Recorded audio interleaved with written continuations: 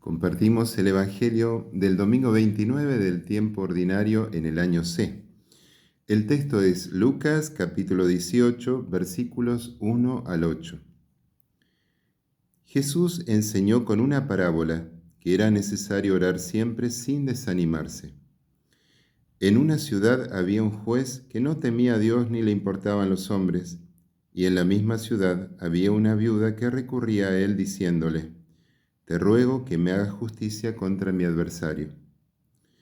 Durante mucho tiempo el juez se negó, pero después dijo: Yo no temo a Dios, ni me importan los hombres, pero como esta viuda me molesta, le haré justicia para que no venga continuamente a fastidiarme.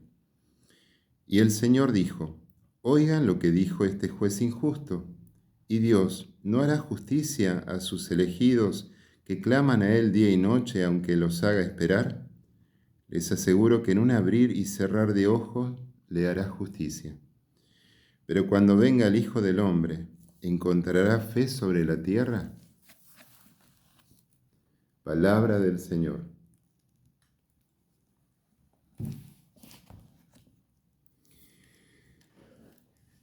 El domingo pasado, el Evangelio de los 10 leprosos nos advertía de la necesidad de ser conscientes y agradecidos con Dios por todas las bendiciones que hemos recibido de Él. Sin embargo, puede pasarnos que aquello que consideramos imprescindible para nuestra propia vida y que pedimos en la oración, tarde en llegar o definitivamente nunca llegue. Frente a esto podemos sentir que no vale la pena orar. Nuestra ansiedad puede transformarse rápidamente en desánimo y terminamos pensando: ¿de qué sirve orar a un Dios que parece no escucharnos? Esta es justamente la situación de algunos de los primeros cristianos frente a las situaciones de injusticia y de persecución que ellos estaban sufriendo. Por este motivo, Lucas rescata esta parábola de Jesús en la que él insiste en ser perseverantes en la oración. Para comprender mejor esta parábola tenemos que entender quiénes son los personajes. La viuda representa a la comunidad cristiana que se siente vulnerable frente a las injusticias. El adversario de la viuda es la sociedad que persigue a la iglesia. ¿Y quién es el juez? El juez es la caricatura de una imagen errónea de Dios que se han hecho algunos cristianos. Jesús insiste que tenemos que ser perseverantes en la oración, aunque Dios parezca no escucharnos, porque si perseveramos a su tiempo veremos cómo Él nos hace justicia, aunque de momento nos haga esperar. El Maestro sabe que todos nosotros necesitamos hacer un camino, un proceso de crecimiento de nuestra fe y de nuestro amor. Y este camino será imposible si abandonamos la práctica de la oración diaria.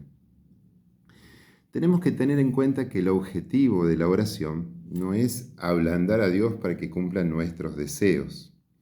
Esto sería una imagen mágica de la oración, o al menos infantil. Es como si nosotros fuéramos chicos caprichosos que a fuerza de berrinches logramos que nuestro padre, por cansancio, nos compre el juguete que le pedimos.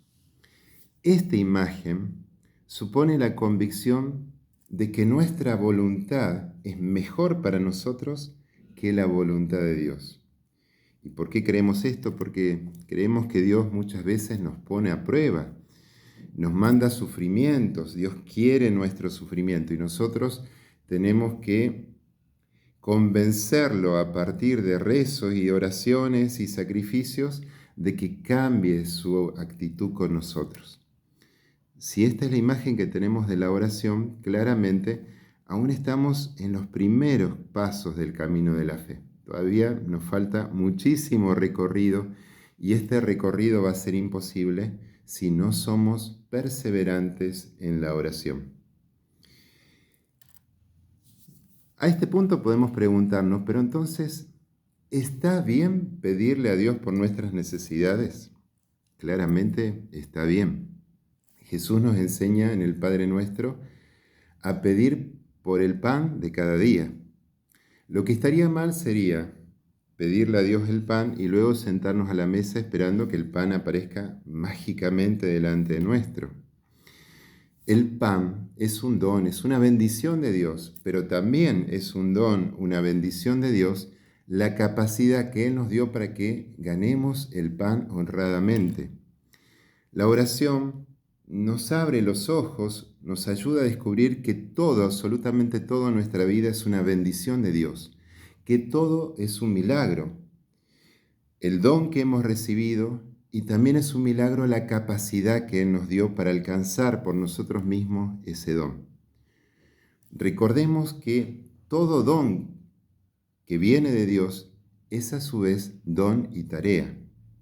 Por ejemplo, no podemos pedirle a Dios la sanación de nuestras enfermedades si nos resistimos sistemáticamente a ir al médico. Ayúdate que te ayudaré. Por lo tanto, el mismo que creó la salud nos dio también la inteligencia racional para poder conservarla. Jesús nos enseñó que hay algo que tenemos que pedir en nuestra oración por encima de todas las cosas. Lo más importante que nosotros tenemos que pedir en la oración es que se haga la voluntad del Padre, en la tierra como en el cielo. Porque la voluntad del Padre es amor infinito para cada uno de nosotros. Es el camino recto hacia nuestra plena realización, hacia nuestra felicidad perfecta, hacia nuestra plenitud.